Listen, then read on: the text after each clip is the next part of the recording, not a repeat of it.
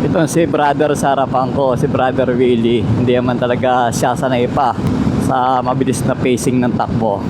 So gagawan lang natin ng reaksyon yung ginagawa niya sa ride.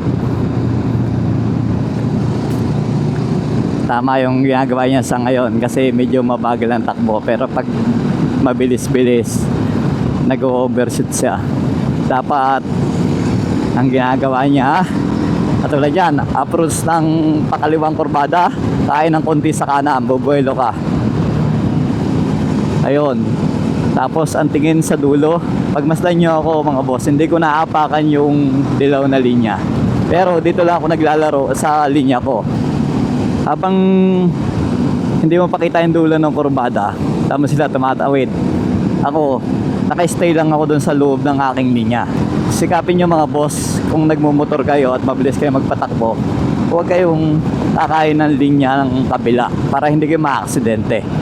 O siya pag mabilis, katulad yan, kurbada.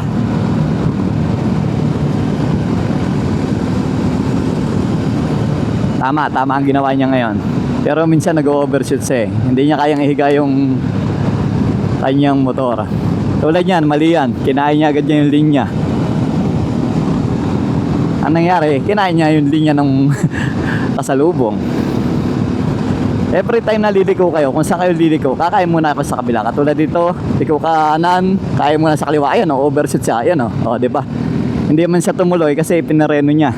Pero kung mabilis ang takbo nun at dire-diretso, sigurado, overshoot yun. Tingnan niyo ako, hindi ako kumakain ng linya. Bailo ko dito sa kaliwa kasi kakanan ako. Ayun o, diba? Mali na naman siya. Kahit siya umiiling sa sarili niya. Kung may intercom lang sana ako kaming dalawa, naturuan ko sana. Pero di bale, kapag nagpapahinga kami, try nating i-coaching. Hindi ko siya binabash, no? Pinapaliwanag ko lang sa inyo dahil para magkaroon kayo ng idea. Yan naman kaibigan natin at aminado naman siyang baguhan. Kung baguhan ka at natuturuan ka agad ng mga sanay sa ride, mas madali kang matuto. Makukuha mo yung technique sa kalsada. Katulad nito, tikita niyo ako. Di ba? Hindi man lang ako tumawid sa kabilang linya at hindi ko nakakapakan yung linya ko habang lumiliko ako ng letter C na liko or halos U-turn na. Ito pa, galing sa mabilis na takbo, approach, bawas-bawas kasi ako. Ayun, yun nga lang, sa shortcut yata tayo, bypass road to, hindi ko alam kung anong lugar. Pero kahit walang linya ang kalsada, usually meron naman yung hatian ng ng semento.